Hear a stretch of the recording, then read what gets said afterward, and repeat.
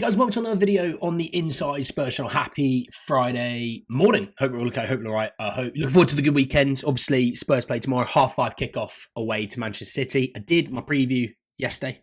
Go back and watch it if you've missed it. But in this video, I want to talk about something that I think is something that obviously crippled us a little bit last year, that is crippling us again this year. I want to talk about the centre-back situation and why, in theory, Ange has not been set up for success. You'll see what I mean when I talk about it when I get to it. I just want to say, if you're watching this, you know, subscribe. You're very much welcome to join us for the journey. And obviously, I'm talking about, really, Mickey van der Ven and Christian Romero, because obviously they're, in theory, been the main two centre-backs for the last season, and let's call it a half. It's not been a half, but we'll just do it for the sake of arguments. And I want to talk about the amount of games they missed last year, through injury and suspension, and I want to talk about already this year, and why we go into this season a lot like last season, with a lack of centre-back cover and a lack of left-back cover. Because in theory, Mickey van der Ven got injured playing left-back. Okay, this season I'm talking about. And why, that means Destiny Doggy has to play more minutes than we probably want him to play. But then we're relying on a left-back to play centre-back in Ben Davies. And that's not set up for long-term success. We had ambitions this year of fighting for top four and winning trophies, which they're still on. As much as, you might be Ange out and you might be really negative, or you might be pro-Ange and you're super positive. Regardless, the facts are facts. You're still 3 points behind third, and you're in the competitions that you can be in. The FA Cup obviously haven't started. Europa League, we're in a good spot. We're in the top 8 to go through into the next round. And you're through into the next round of the EFL Cup playing Manchester United, in just under a month's time. So, all in all, you're in all competitions, which is great. But the fact is, you're having to play in all competitions. You need to have squad depth to get you through these games and through these tough windows. And we're in a tough window right now. When we look at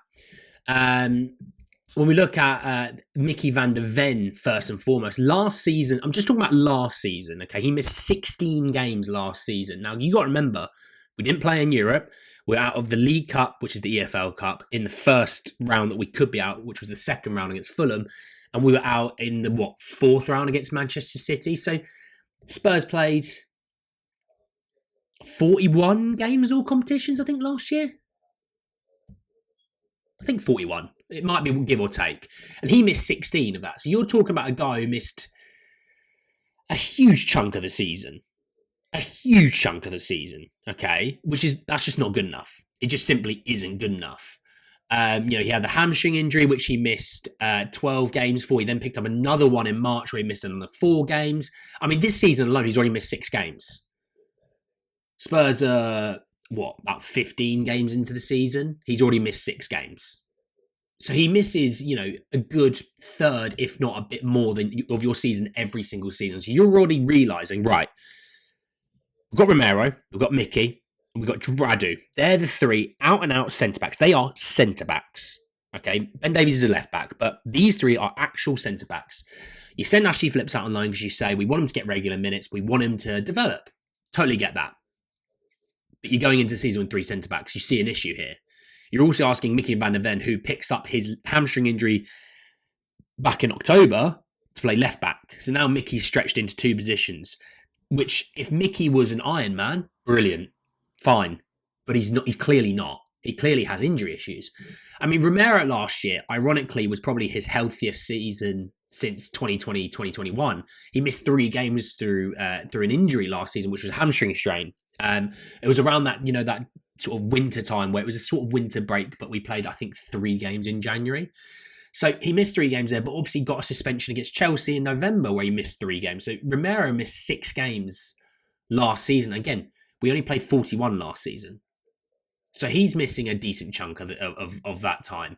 We look at Ben Davies last year. Ben Davies last year missed 11 games. The season before missed 13 games. So Ben misses a big chunk of games.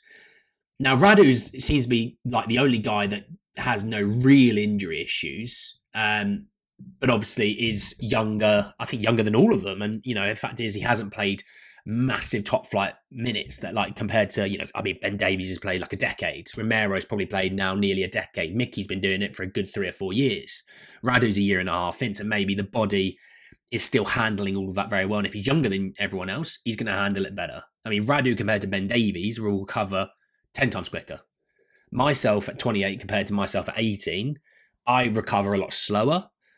18-year-old could handle a lot more issues. He can't grow a mustache as well with my 18-year-old version, but, I'd rather recover quicker if I'm honest, But all jokes aside, it's an issue. And, we let Vuskovic go. Vuskovic obviously can't play until next year. We get that. That's not a problem. So there's nobody at fault for that because it's just factual that he could not have been at the club this season. He will be at the club next summer. And there's, the talk is he will be with the first team next year. And then they said also, well, look, because we've got Vuskovic, we got Phillips, we don't want to step in the way of their trajectory and progression into the first team. Totally get that. So why couldn't you have loaned someone for a season? You know what I mean? Maybe I'm missing something there. And obviously we know what the answer is there. They were trimming the wage bill for investments. That's why they didn't want to. So when people, give Ange a lot of stick and they call him out, oh, it's this, that, and the other, it's this, he doesn't adapt, doesn't do. He's fighting with one hand behind his back at times. Because people talk about, well, we spent this money, look at this money. Well, a good chunk of that was Conte signings. Kulusevski and Porro were Conte signings. They weren't Ange signings. It was something that we were going to be doing, and ironically, they actually saved money on Kulusevski, which was the ironic thing in that.